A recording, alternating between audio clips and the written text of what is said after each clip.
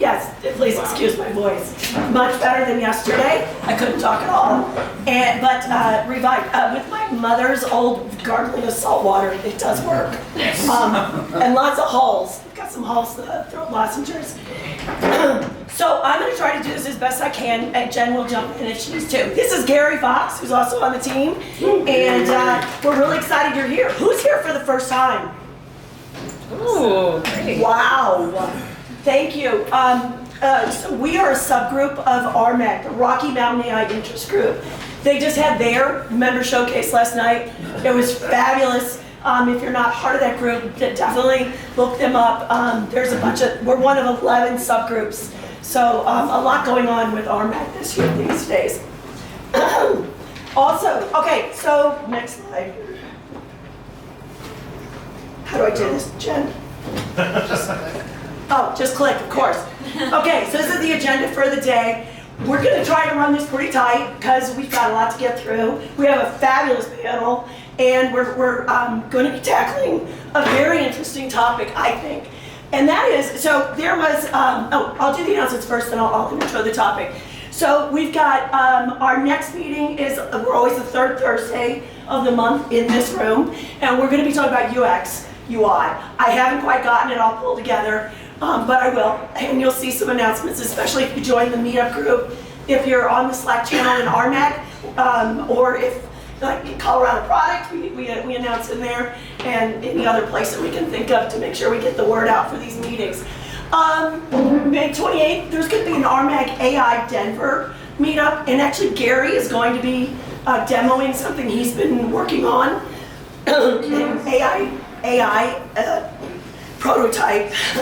Jen and I are also going to be there. More details to come. On the 24th of June, Agile Boulder, I'm actually going to be talking on how Agile needs to change with given the explosion of AI, what it means for Agile. And I'm going to go old school Agile. I'm an old school Agile person, small A Agile, not. I might be insulting them all when I say I'm against the Agile industrial complex. Anyway, and then stay tuned. We don't have the full details, but this summer we are going to start having this particular meetings in Denver, probably at night. We've got a sponsor, we got a space, we just need to get some dates. Stay tuned, it's going to be really exciting. So we're a growing member, a growing community.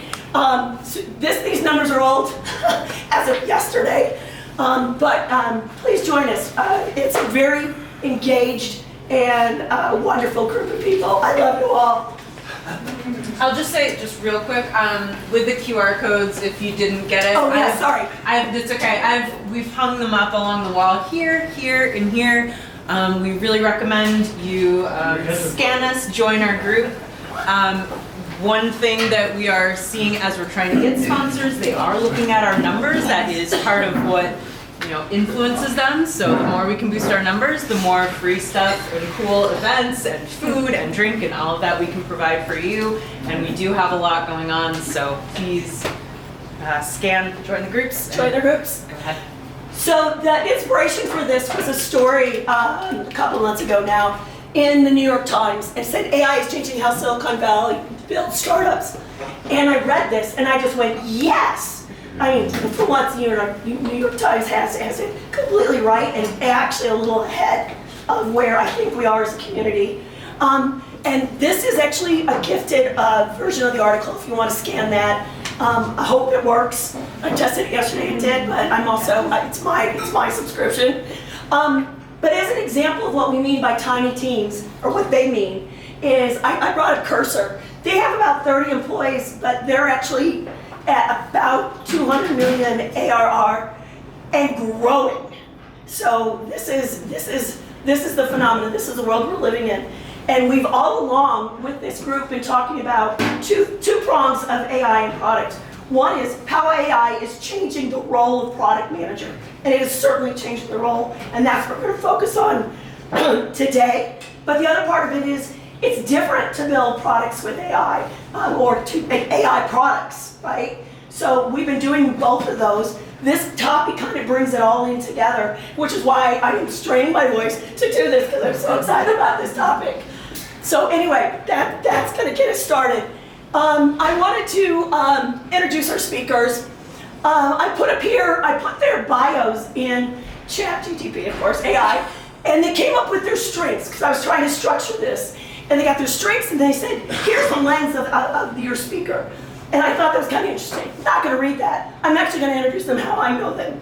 Holly, she's a product legend here in Boulder. She's really active in Colorado Product, which is another great group you guys should join.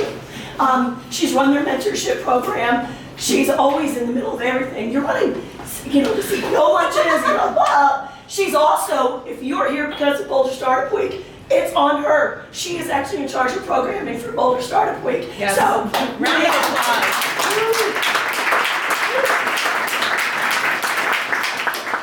And Vahan, I met at our very first event. We did a kickoff with Colorado Product. It was a happy hour, and he and I were just talking. And I'm like, this guy's smart. He seems like he knows a lot, and he's doing something really cool. He's actually first product manager at an AI startup, so he's got perfect experience to talk about this. He's in the middle of this, where we all are, trying to do more with less and really leverage ourselves in order to meet the moment. Now, Sean, I've met multiple times, and then I started seeing his articles that he was publishing on LinkedIn. And if you haven't seen it, definitely look him up, look for this. It's a series of articles on his journey as he's come, as many have, laid off, let go, whatever, this contracting market for product, and his journey and insights about that. And it's a really good series. I encourage you all to read it and to follow Sean as he goes on this journey. With that, introduce yourselves, please.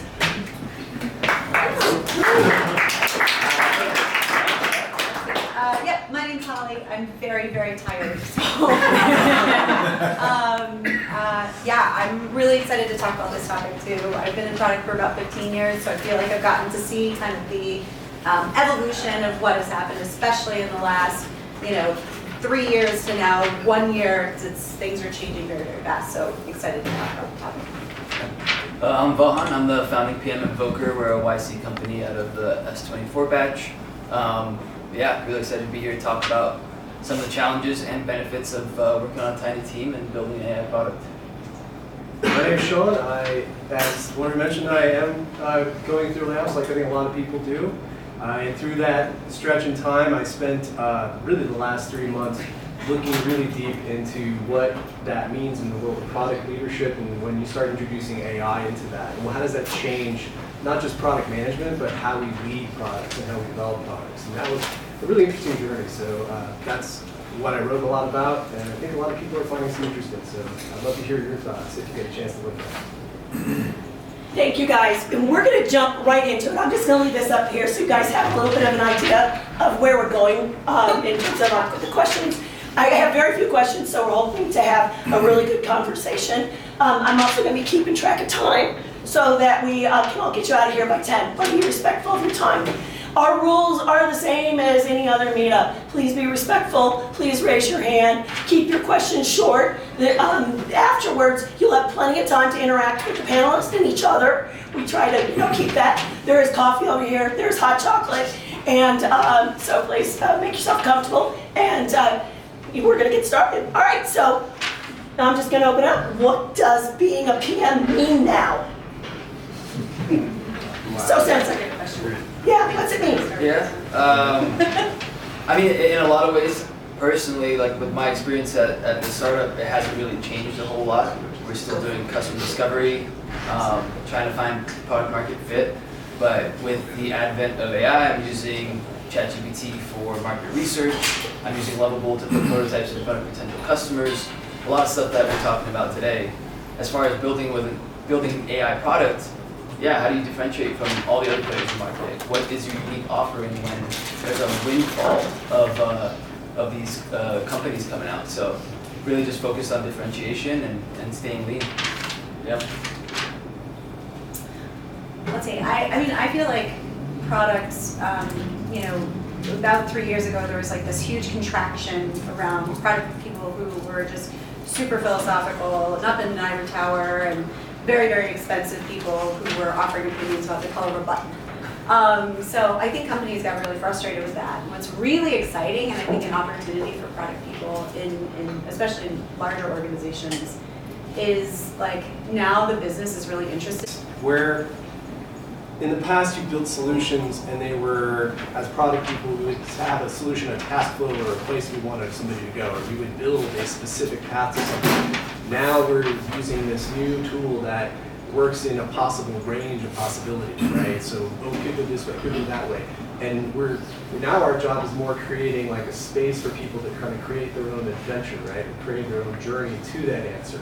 So how does that really shape, and how do you, it's really exciting because you're rethinking how, as product people, do we think about solving problems? Instead of solving problems with direct answers, now we're solving problems with indirect answers, or indirect paths to those answers, and we're really just trying to create the right space, the right environment for people to find that answer. I think that's super fun. Right, so you're touching on the idea of deterministic versus probabilistic. Exactly, Yeah, you know, which is the baseline of baseline what we're doing. So when we're talking about being an AI-powered product manager, you know, tell me more about that.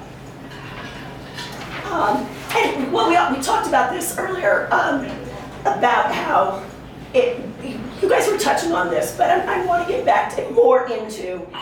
It used to be you would deliver a product, you'd test it, you'd release it, and your job was not done, but that was a big part of what you did. Right. Now, it's not, it never ends, right? So, you know, what does it mean to be, in real practical terms, to be an AI-powered product manager? I mean, some of this is like, you know, product people have to live in this really interesting world of helping the business with divergent thinking and convergent thinking, and that constant shuffle between those two worlds. And being an AI product person or a product person with AI tools, it has helped me at least tremendously with kind of that conversation piece. It's like synthesis, but also brainstorming.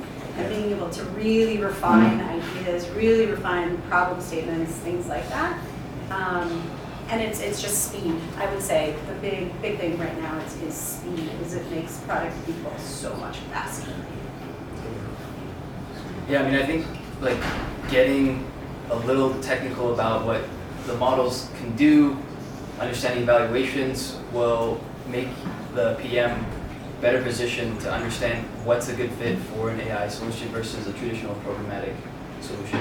Because not everything's going to be AI.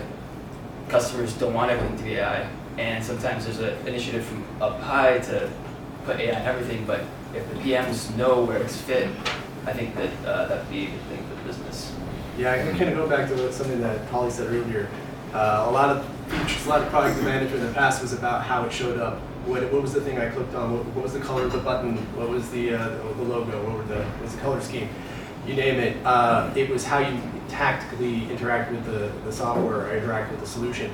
Now it's more about how are you thinking about that whole solution, how it works, all the way from the back of data, the systems, the processes, the people involved, the entire piece. You have to be thinking more in systems than in the actual, just the output and where somebody comes in and actually directly interacts with what you're building. So you have to think more broadly to understand where, to your point, where does it fit, right? Where does AI fit appropriately in how I work, but also how I build the products that use the AI. So it's in those places.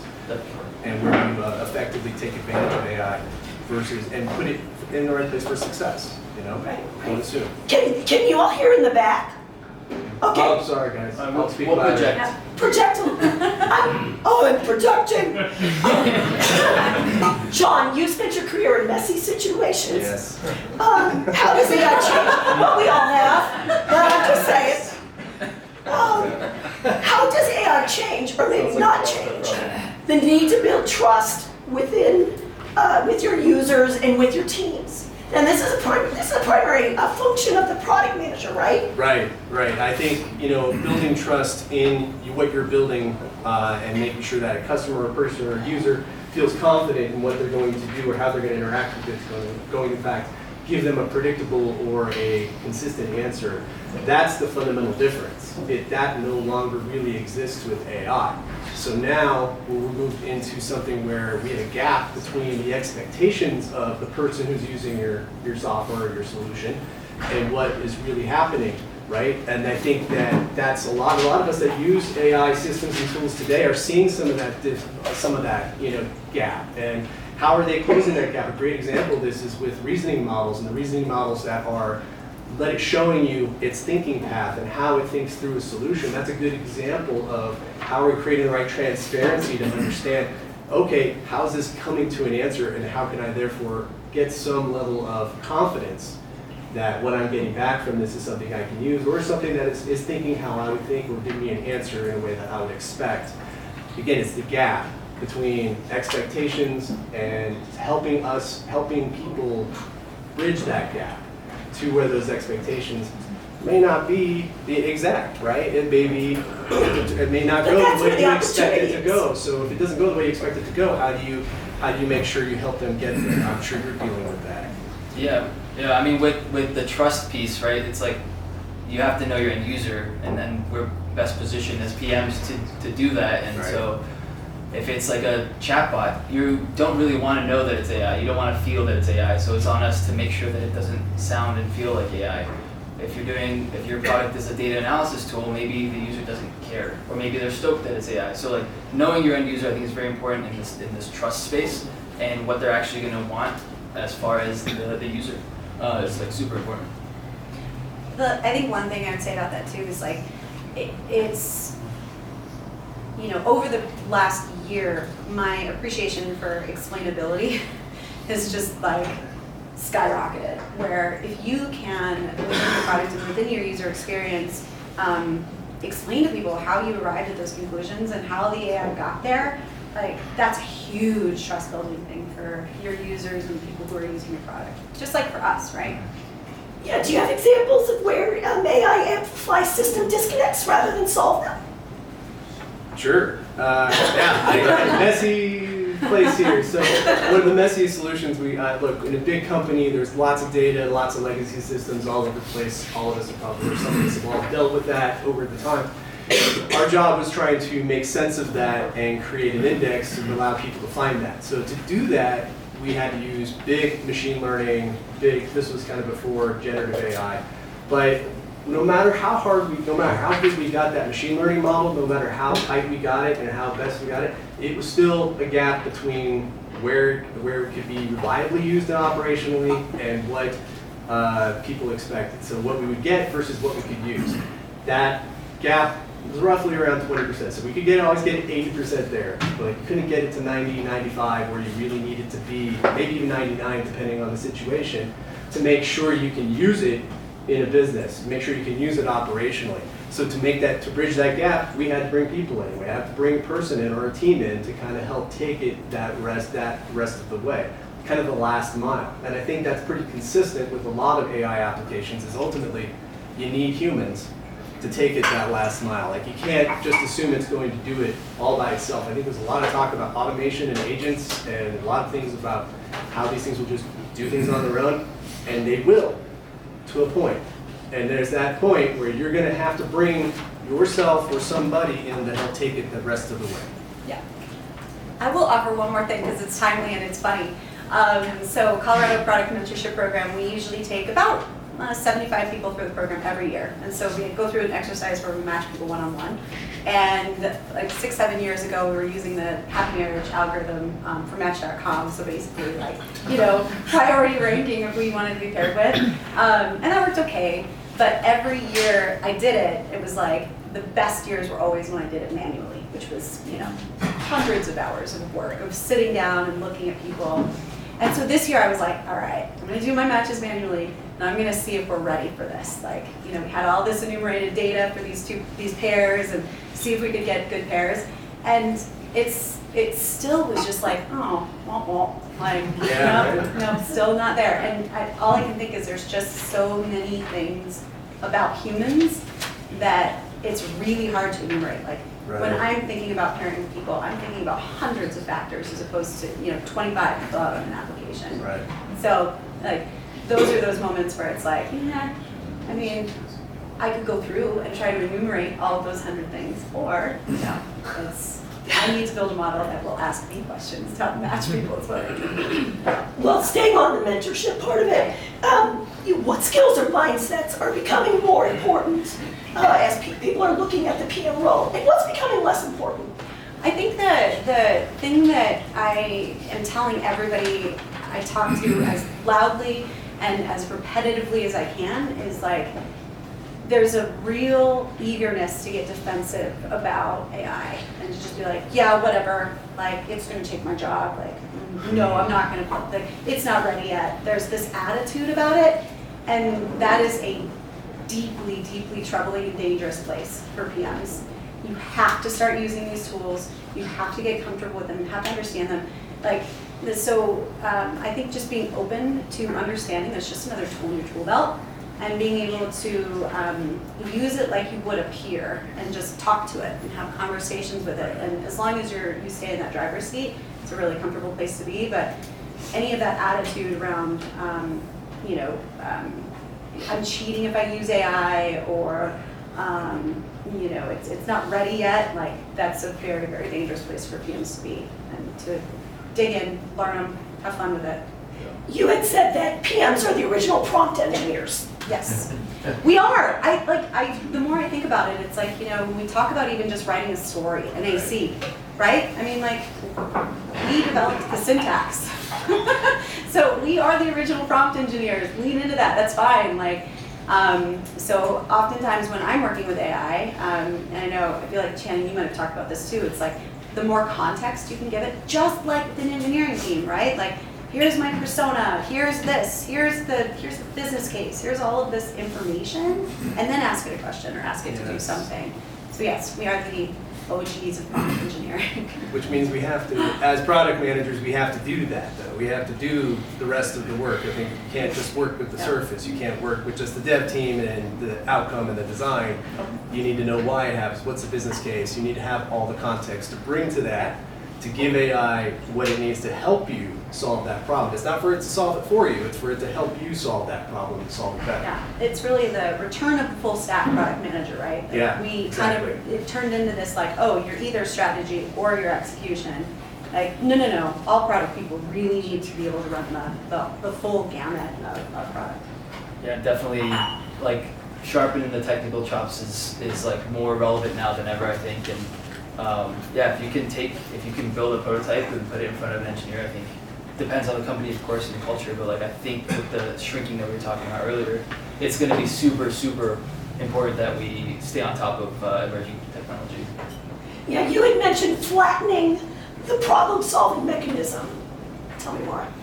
Yeah, I mean, in the interviews that we've been running with PMs, because we think that our tool is a PM tool and an engineer tool, we're seeing that a lot of folks are not right now doing the prompt engineering. To flatten the problem space, you just have to narrow in, and I mean, yeah, use ChatGPT, use what you have at your fingertips to do the market research, find the problem space, and really focus as, like, we're empowered again to like look at new areas that have solutions that weren't there prior. So.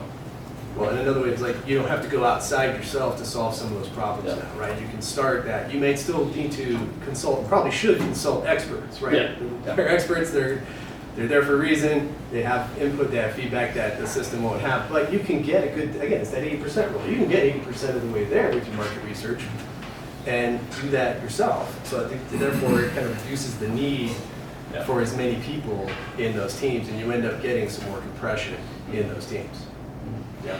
So what would be your advice to, early stage product managers given this new reality? What would you say to them? Like, what do they have to be focused on? Everything.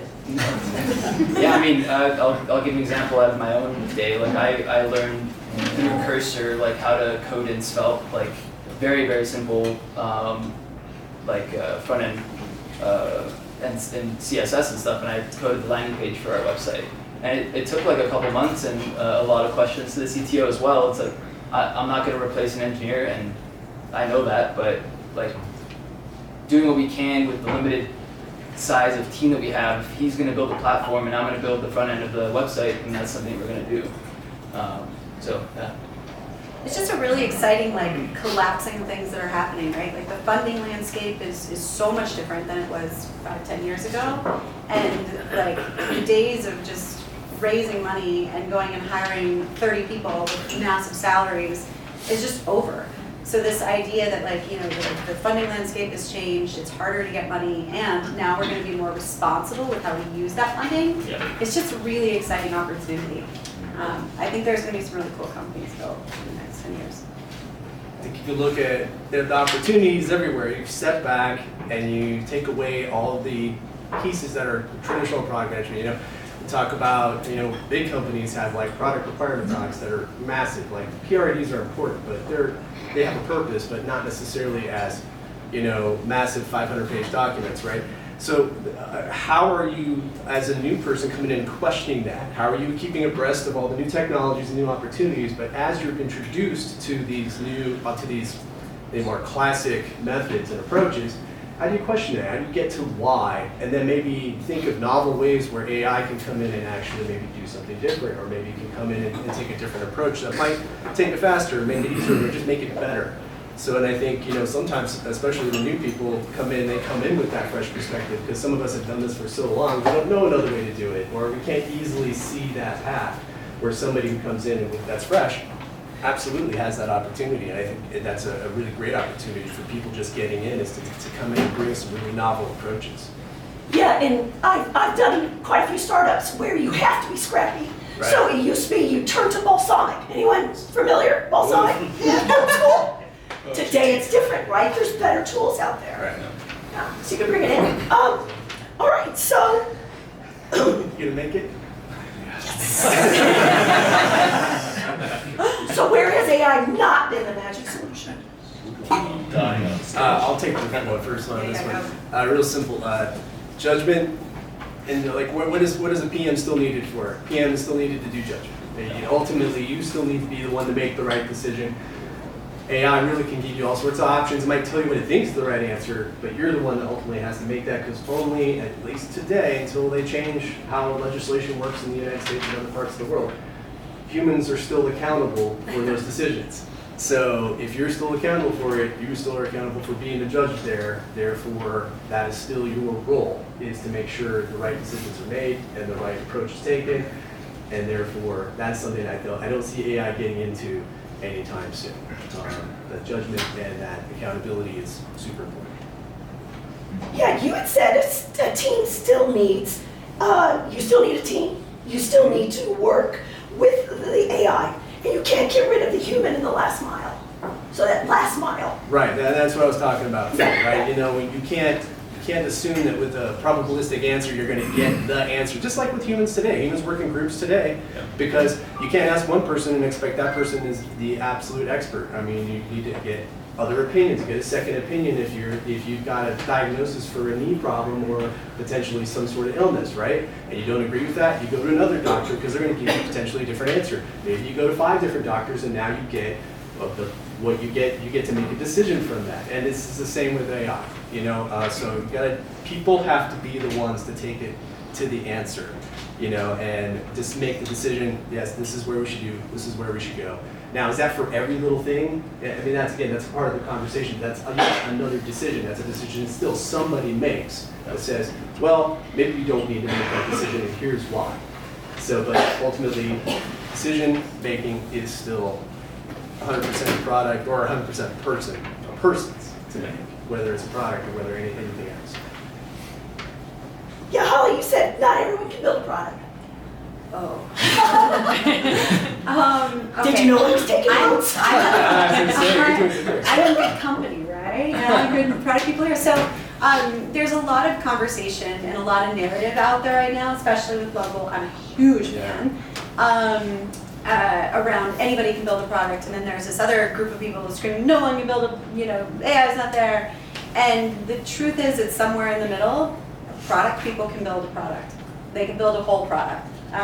Because we understand all the things that go into a product, right? We understand that you need a login page, you need a forgot password link, you need, this level of security. So we already understand the requirements and the needs, and we can tell those AI engineers to do those things, right? Obviously, we need support, but on the flip side, I'm a big startup person, so, there's inevitably going to be that CEO who has, worked in marketing his whole career, and he's like, I'm going to build a product. I don't know that he could build a product, right? Because he doesn't understand GDPR. He might not understand like all the kind of little nuances and things that goes into in terms of building a product. So yeah, I don't think just anybody could, but I think a group that has some experience with technology is far, far, far more enabled to build a product now than they ever were. Yeah, who's ever walked into, as a first hire of a startup and had to fire the CEO as the CEO? Yeah, it's true. So it happens. Yeah, I mean, I'd say like it's great for prototyping, getting something in front of users, but like I wouldn't trust myself to like build system design or anything like that, or a production level ready code that's ready to handle, X amount of volume. That's why, for that same reason, I think like engineers aren't going anywhere anytime soon. But yeah, I mean, I think we're definitely well positioned to make tons of prototypes quicker, validate ideas, scrap them, instead of wasting engineers' time on like a 3-week sprint trying to validate an idea. And let's spend a little bit of time talking about the autonomous learner, where it's not the magic solution, where you actually, stop thinking. I mean, that's one of the pitfalls of that everyone in education is talking about. Yeah. That AI can make you lazy.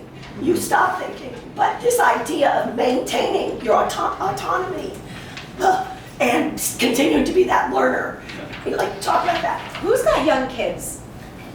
Okay.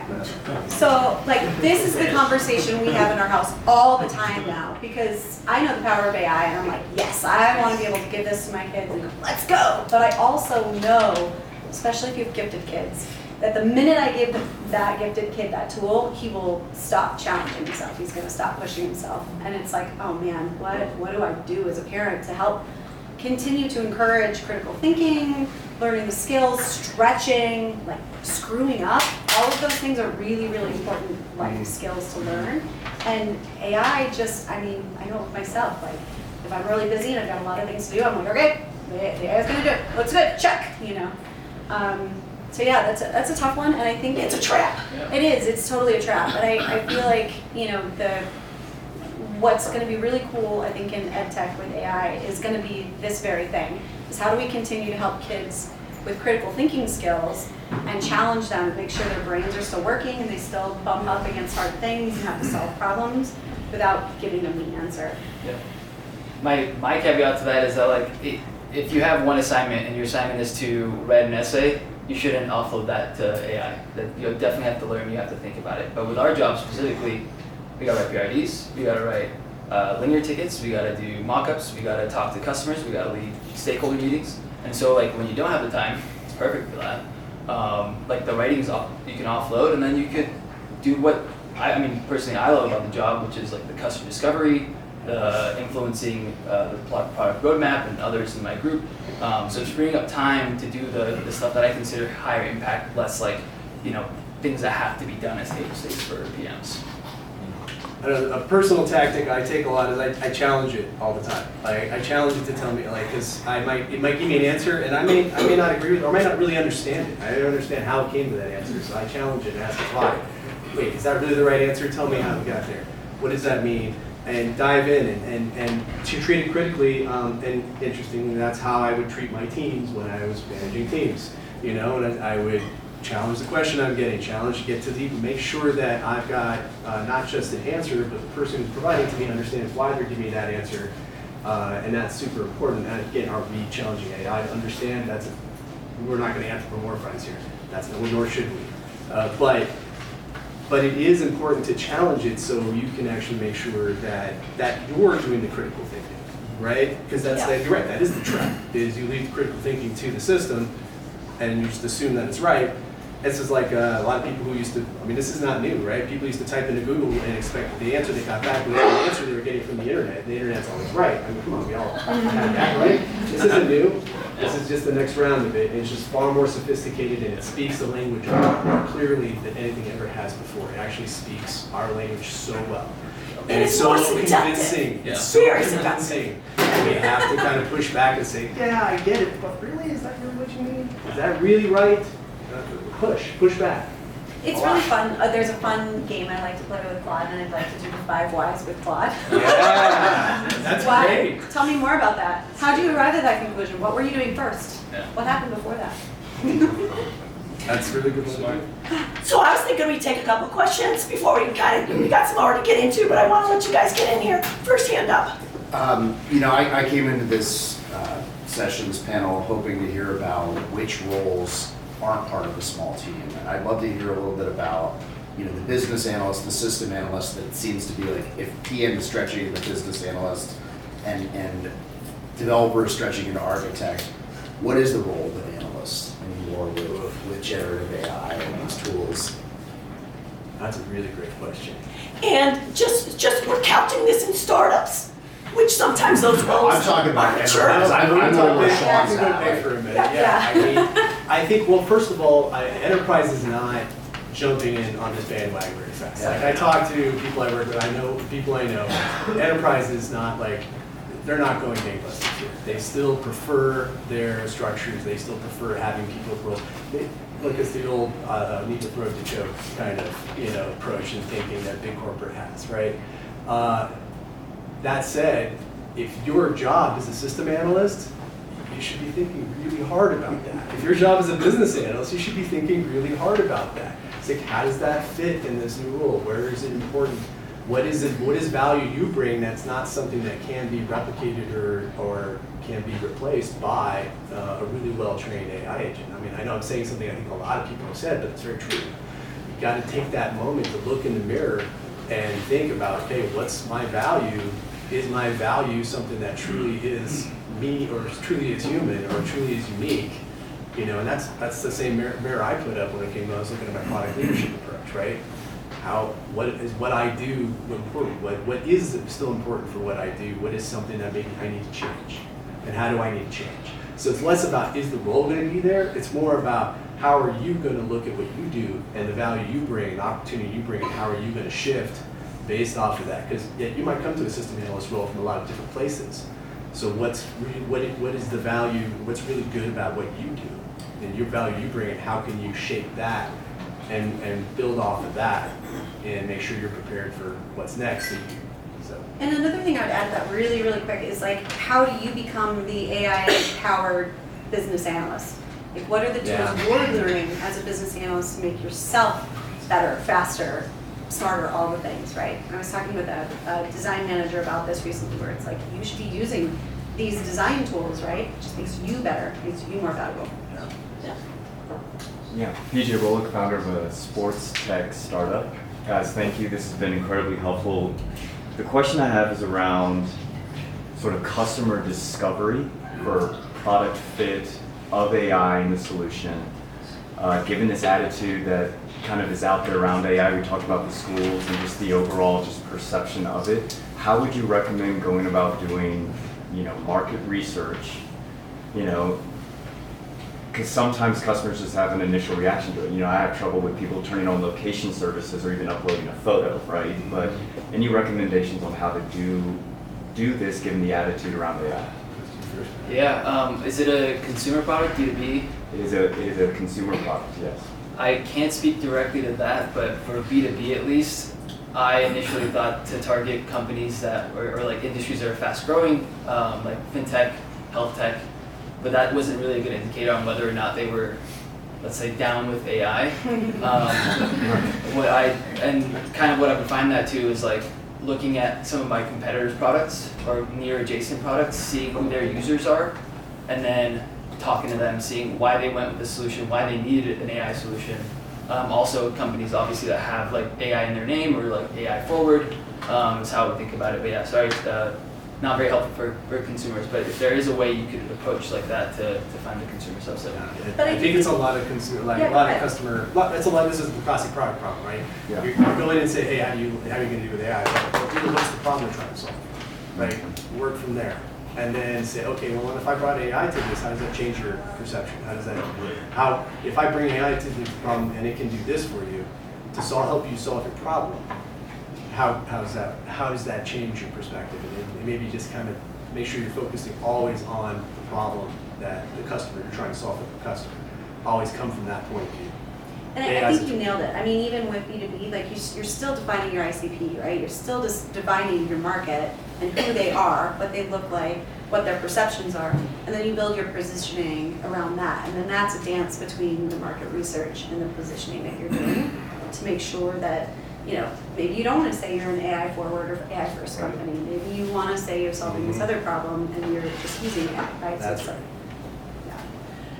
John, the frequent flyer. Thank you so much, first of all. This is a great panel. It's a great discussion. It's a very important discussion. I was at a YC alums company, by the way, and we did an AI receptionist product. But what I saw, and this is actually a question for Vahan, but I think it's a topic that's central to the thesis here, which is you are expected to do much more with much less. And there actually is sort of a YC philosophy around this in hiring, which is, I want the type of person I'm going to hire needs to be at 20x productivity. And that assumption is you know how to do discovery in a way that gets more, like much faster. And it's sort of like a brainwashing when I was in there. Like, the guy didn't expect me to sleep and expected, the turnout was crazy. Yeah. But I think that, you know, there's an attitude towards this, and I'm curious to hear, you know, are you getting the same sort of thinking, and what's your personal reaction to it? Yeah, I mean, when we first started out of the batch, we were working 7 days a week. I'm glad to say we're not doing that anymore. But it was, yeah, we're all expected to be 20x, right? And like sometimes it's hard to live up to, but it's also like you have to find ways to cut fat. Like I'm talking to like 30 customer like PICPs a month, trying to validate a new hypothesis each month. And that even might be too slow to how fast we need to get to insights. But I think by like slicing down our market, we've actually gotten closer and closer to somebody who might purchase our product. So yeah, a lot of time, a lot of effort, and I think it's worth it. And are you guys interviewing new people, or are you really like, is the hiring rate just much slower? Oh, as far as, you know, we're like completely paused on hiring. Like, we're trying to make it work with our 8-person team as fast as possible.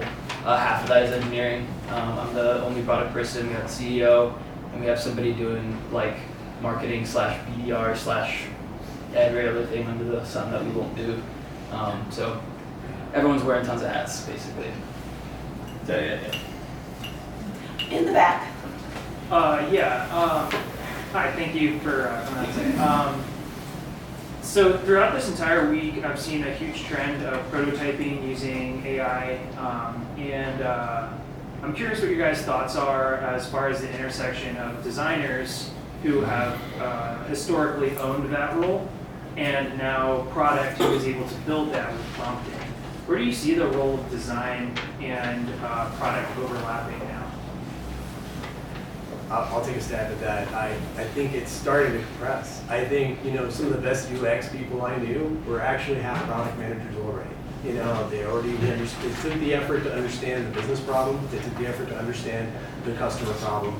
They even understood some of how the business actually run and managed. So those tend to be the best UX people I've worked with, and it's not that far, especially with those kind of tools, to start moving the rest of the way over. It requires, you know, rescoping the role a little bit and thinking about it, but you're seeing that. Then coming the other direction, you see product people that are naturally good at UX and naturally are customer focused and think about how customers work. I think it's starting to merge. I mean, don't get me wrong, I'm not saying it's going to happen. And again, big companies, you know, they're going to have their roles and they're going to have their needs to have specific roles, and different companies are going to work different ways. But that overlap is just going to continue to happen. So it's something to consider is the interface itself, or how does somebody use the tool, and then what is that doing for the business? How is that solving the problem for the customer? How is that creating revenue? Are all things that are coming together. Did you have anything to say? I mean, just building off that a little bit, we used to be super religious about our silos, right? How, what, the why, who is responsible for what, and that's gone. Everybody is now responsible for that user's experience. But I've never met a product manager, true pure product manager, who didn't realize their limitations when it came to UX, UI. Right. And so I don't think that partnership ends. Yeah. Yeah. I'm sorry, Aaron has raised his hand multiple times. Yes, sir. So I'm curious if you could distill this down from the early stage startup perspective, right? A lot of what we're doing, founder role, is product. And doing that product market fit, that's the job of the founder. You grow up and you hire a product manager, right? So can you distill a little bit of these new learnings tools that we're experiencing today that's useful for a founder who's not ready for the full product organization and professional product manager to enter the org? Oh my gosh, I have so many things to say about this. By the way, there was a panel yesterday on this very topic that was really good. So look for Kara Zucker. She moderated. She probably got some good advice for you as well. But And I'm a founder too, and I'm a product person, so I have conversations in founder community about this, like, oh, I'm gonna be so opinionated about my product, and I don't wanna be like, I need to figure out how to give that away. So a lot of what I'm trying to do, just to not over-index on my product thinking and thinking about all the different hats a product or a founder needs to wear, I'm really trying to focus on like how can I do the product work I need to do quickly, because I'm good at it and like can use AI tools to do that, while I can also focus and lean into those sides of business that I might not be as strong at. And so I use a lot of tools like Lovable. I love Lovable. Prototype things really fast, get people to react to it. And I also huge fan of Granola. I tell everybody about Granola and Lovable are my two favorite tools. Because what Granola does is, in terms of interviewing, you can stack it with templates and just have your headlines and your hashtags, and then anytime you have a conversation with a customer, you go, oh, just by the way, I'm going to record this. I keep it locally, but I just needed to synthesize my learnings. So I can kind of segment the data out, and then I might run it through Claude or something like that later to ask for insights and watch outs and actions and things like that. So I'm just trying to use those tools to make myself faster. Yeah, does that answer your question? I'm not sure. I was going to just say real quick, I think what I'm hearing is the theme there is you're scaling decision making, Yeah. right? You're Yeah. scaling, because you're scaling as a company, so you need help. You've got more problems than you have time to solve. So you need to scale decision making, to scale problem solving, you need to scale trying something and failing, right? Because that's a big part of being a startup, right? It's failing fast, failing soft, to go find the next option. Right, So, and I think part of that is the first slide was cursor 30 people, 200 million in revenue, right? How many of them are product people? I'm guessing very few. Right? Thereby, what are they doing? How did they get there? Or are they just using cursor to build more cursor? And probably yeah. But at the same time, I think there's a mentality shift that's happening, and it would be it's just incredibly interesting. It's a good question, and I when is the right time to hire a product person now for companies if the founder has to wear that hat? And ultimately, I think it's when the founders need to focus on something else, something more important, something bigger, right? Especially when you think about Series A, right? That's a big, long, hard journey, getting your data ready and all of those things ready. So it's that's a moment that it'd be nice to not have to focus on product and know that it's working well enough, you've got enough fit, that it might be the time to bring a product person on. right there. My question is about customer perceived value with AI produced products, right? I think when people can see that something's coming from AI that adjusts their perception of the product. So how, I just would be curious to hear you guys speak to product pricing strategy and how AI impacts that. Product pricing. Yeah, that's a really good question. It's a hard question for any product. Yeah. We'll start there. Yeah. It's just hard. We start high and see what people are willing to pay. True capitalist. So good. Yeah. Wait, there's someone right. So we're starting to dabble in this now and I'm really interested to hear what you guys are doing and or seeing with product and really any non-engineer actually using Cursor and Windsurf to write code and push PRs. So one of the customer segments that I spoke to starting out was PMs at these companies, and I would ask them just that. It's like, hey, so are you doing the prompt engineering at your company for your AI features? Have you gotten into any of these tools? And the super majority of that initial subset had not. Now that we're switching to this new subset of like AI first companies and companies that are heavily investing in AI, that script is completely flipped, where the PMs I'm talking to are in the prompt engineering. They're highly technical. They're learning how to code, or doing like they're getting into the tools themselves. Like if there's line chain, line fuse, line graph, any of that stuff, they're in that. Yeah, Cursor requires code fluency, right? I mean, to really you need to know roughly, you need to be able to read code to use Cursor effectively, because you get to see the code. It's not like Lovable where it's mostly prompt driven. Now you can see some of that, and everybody's got, V0's got a different version of this, everybody's got their different view of this, of code versus prompt. But Cursor is very much, code driven with prompt on the side, right? So. But you can ask Cursor to explain it to you. I do that a lot, right? Absolutely. I'm not saying the Yeah. prompting is amazing. It's just the focus of the tool is more code versus prompt, whereas you get the Lovable, that's what. So. I stack. So what I do is like, I might start with Claude if I'm thinking about something, and then I'm gonna run it into Lovable, and then I'm gonna think about it, and then I'm gonna pull it into Cursor to make it better. Like, this, help me out with this code base. Yeah. Yeah. Sorry, sorry to follow up. Sure, go ahead. Sorry.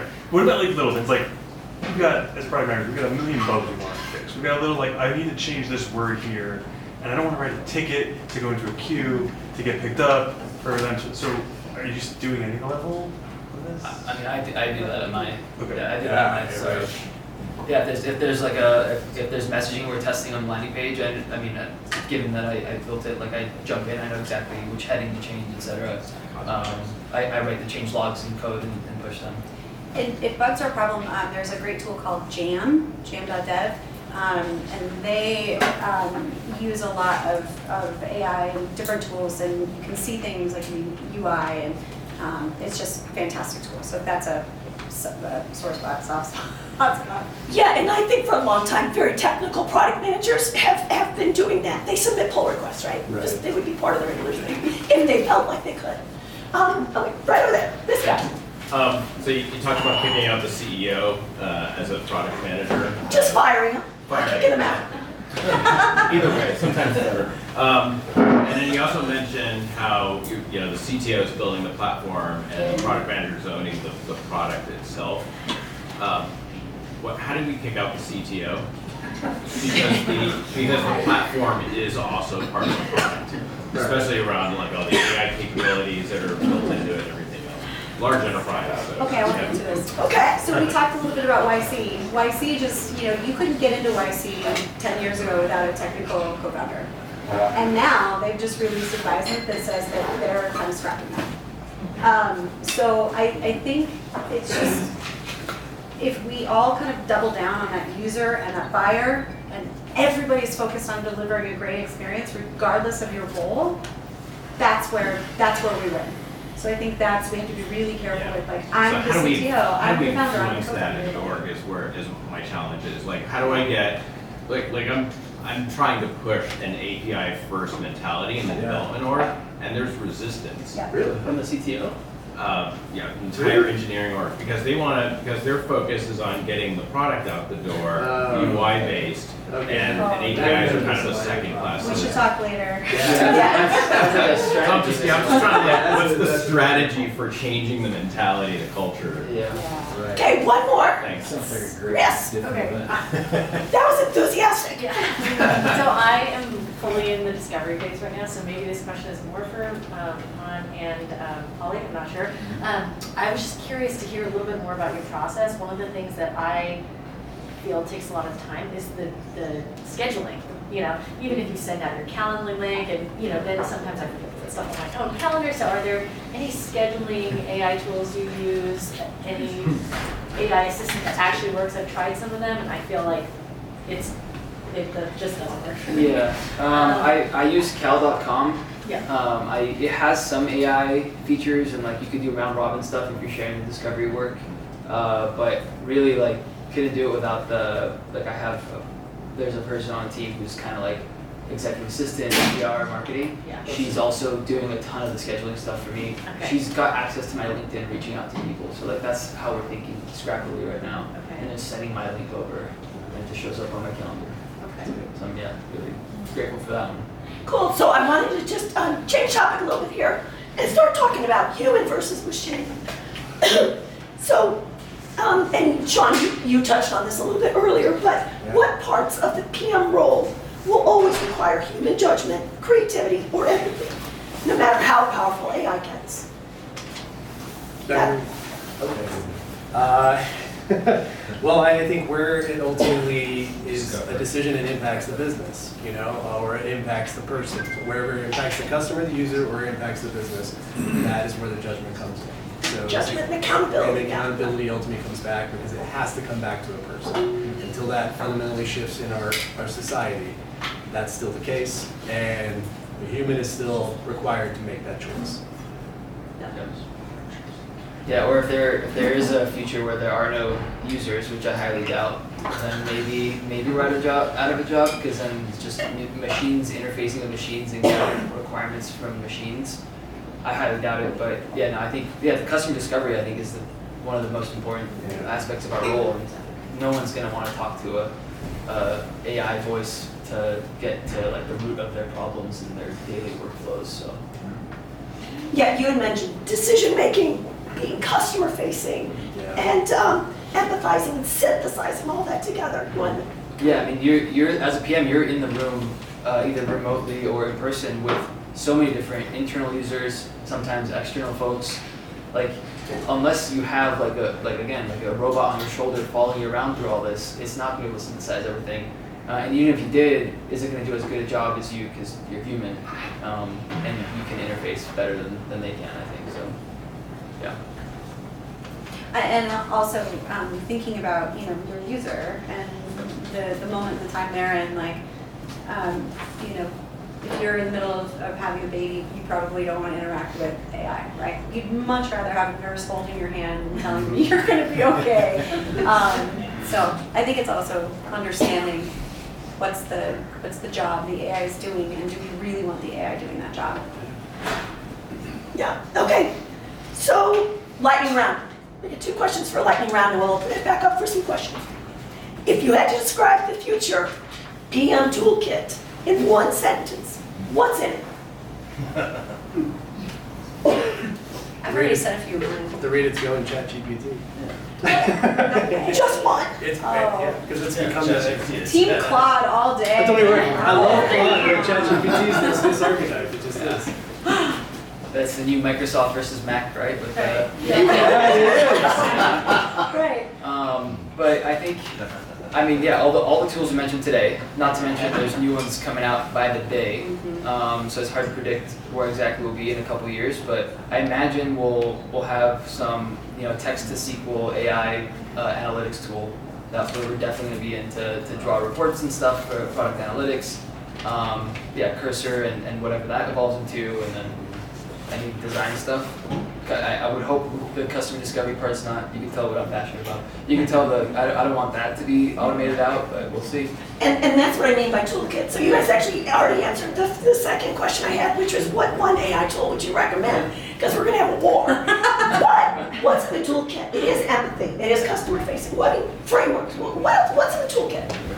Yeah. How do you flesh this out? Is it different from what it would have been 2 years ago, 5 years ago, 10 years ago? I think it's something we don't talk about enough as product people, and if I could do a product school, like that stakeholder management piece, man, and being able to handle your users, your executive team, and like all of these different pieces, that's really hard work, and it's really important, and it takes a really skilled person to do that. And so I think that needs to remain in the toolkit, is the ability to manage stakeholders. Yeah. Definitely. I think that stuff is more important now than ever, because if you can like automate away mostly like the writing, obviously you want to do the last mile checking like we've been talking about, like what differentiates you as a PM is your ability to make change within an organization, to influence up, down, in every direction. Yeah, I'd say the same thing. I mean, it's all about how do you actually make it all work and work together? How are you making teams work together? How are you leading those teams? And for the leaders in the room, how are you now leading a team that includes something that isn't a person, but yet is something that is taking responsibility, is taking a role? That's weird. How are we thinking about that, and how are we building the right management structure, the right team structure for success there? It's going to be different. And I'm going to call on Ala, but I want to also give her a shout out about her product, Wisery AI. When we were talking about continuing to be autonomous learners, her app is for product managers, and it actually helps you do that. So it's amazing. Talk to her, stand up and wave, and then ask your question. Well, thank you so much. So I have a question on stakeholders management.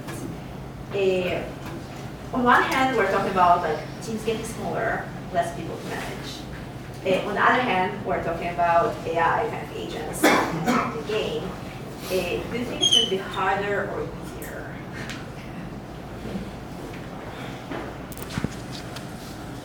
I think, so you think about it, you're a corporate guy, right? So, I'm used to dealing with stakeholders that are getting their ideas from airplane magazines, right? So they go read the 10-second, we can do all this like AI, right? I'm sure AI is going everywhere. Just, we can put AI in, and we'll just do everything we need in support. We don't have to do anything. We can get rid of all of our customer success people. But it's always that kind of thinking. So now you've got something that's really probably going to tell you, yeah, you can do that, right? Sure, you can do that. But you didn't give it all the context, right? So the job of stakeholder management is going to be bringing the full context to that conversation, right? So how are you giving the technical aspects of this, the realities, the cost realities? Because I think that's a lot of what's missing in the AI conversation is how much it costs. It's a lot of glass over like, it's $7 a month or something, and it's not, right? It's a lot more than that. So how are you being the voice of somewhat pragmatism? I mean, optimistic pragmatism, at least in corporate land. You don't want to be the naysayer because nobody wants that person in the room. But how are you at least balancing that conversation? How are you bringing both, the reality to the conversation with the excitement, with the reality that there's also a lot of opportunities. So how are you actually making sure to bring that as well? It doesn't get much easier with a smaller team. And the reason I say that is because, humans are humans. You're in a smaller room, but also as the skill sets are expanding across the roles, there's less deferring to the expert, and everyone in the room is now the expert. So the opinions are much more strong, and they're actually coming from a place of knowledge as well. Managing that is going to be interesting next step. And the flip side of that is oftentimes if you're on a smaller team, you might also have the responsibility to report to a board who's not as close to your company. So it's like you have to be able to build that much more context as well. So I'm with you. I don't think it gets easier. Just changes. Yeah. So I'll just give an example of something that's in the personal space and ask how you might extrapolate this to the business world. So if I use AI as a therapist, a lot of people apparently do this. Right, so it gets to know you from all your prompts, but how much more powerful would it be if it had your full medical history, if you had journaled every day for the past 20 years and it knew all that? It'd be a million times more powerful. So how do we apply that to organizations, or how have you applied it? So you have learning organizations that allow you to use AI so much better.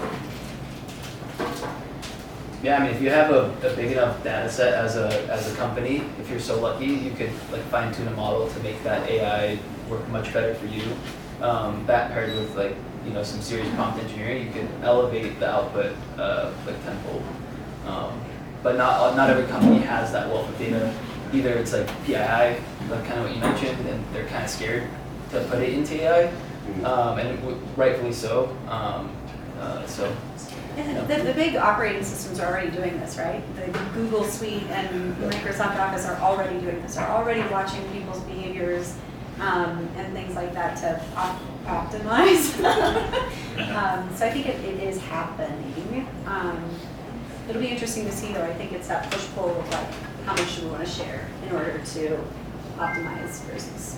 You're asking the many billion-dollar question Yeah. that all the companies want to solve, right? Is how do I put all of the right amount of context into every situation and get the best answer I can possibly get? One of the interesting things to keep an eye on over the next couple of years, I think, is Apple, because they're best suited to take that health aspect, right? And they've got my watch, they've got your phone, they've got your history, depending on how deep you're in that ecosystem. They have a ton of your data in that system, much like Google and all the rest of them, right? So, yeah, it can be everything to everyone, or it can be more domain specific. Get into something what's your point? Or how do you get an organization to wear a watch? That's good enough. Because it's the same consequence. If data's there, data's more a bit in those big legacy systems. How are you going to pull it out? How are you going to shape it the right way to make it available for AI to take advantage of it? That's the big challenge that a lot of companies have to figure out. And it's not just stuffing it into the vectors, right? Yeah. You're going to need to do more work understanding the semantic meaning of that data and how to then apply it. And that's still going to take. I was wondering if there's anything that couldn't see you guys. Any questions from the way back? And thank you. Come forward if you want to, but right here we got a question. Yeah, along the lines of the context, so in our organization, we are using AI, we're using ChatGPT, but everyone's using their own account, and so there's no shared information across. So how do you know of any platforms or any ways that you can have the AI actually like a employee in the room that's in all the meetings and has that context across all of the conversations and interaction with everyone else? I think, well, I want to say Granola has an enterprise plan, and you can do that. And I've heard, I haven't done it myself, but I've heard you can do like, Granola's just in all the meetings. And it'll do a synthesis, and it'll do like a daily download for the executive team. You can interact with it too, so like asking questions as you can, like ChatGPT. Yeah, I just had a conversation with someone that said, I didn't get my action items out of my Granola thing. And I asked it, I was like, hey, I think there were action items, can you share the action items? And I came back and was like, here are your action items. So what I think is special about Granola, bitch, is that it's stored on your computer. So I'm a big safety person, so all of the transcripts, everything is local. So they send it out to ChatGPT to synthesize it, but it's all stored locally. Just kind of. When you're talking about still kind of, we're getting on the frontier, right? How are you bringing all the extra context to the situation? That's what's coming, right? Yeah. All the team, we just got memory turned on in ChatGPT to some extent that can actually remember it through subsequent conversations. So now you can actually have some thread, but does it still lose the thread? It does, because that's how it works today. Yeah, how does it get better at that? How do we create different ways to work with it to keep a consistent level of context through multiple conversations or multiple people asking the same data set? I hear where you're coming from. That's the big challenge, especially I think most B2B companies are trying to solve. Or at least they don't know yet that they need to solve it. Okay, so that's what's coming. I think an interesting answer to your question, is your question about the data, or is your question about getting your company to teach itself about what they're getting out of their AI? Because I think that's an interesting topic as well. And you can continue the conversation just a minute. John, anyway, I wrote these key takeaways yesterday, and we were reviewing all of our notes, and I think they still hold. The report of our death was greatly exaggerated. We're still alive and living. We're not going to be replaced anytime soon. You need to be the AI-powered PM today. I think that's the other lesson that's coming through loud and strong with all the trends that we're seeing. And the other one is jump in the water, experiment, don't be afraid. These tools can be our friends, they can be our thought partner, not replace us. So with that, I want to thank our panel. Thank you guys very much.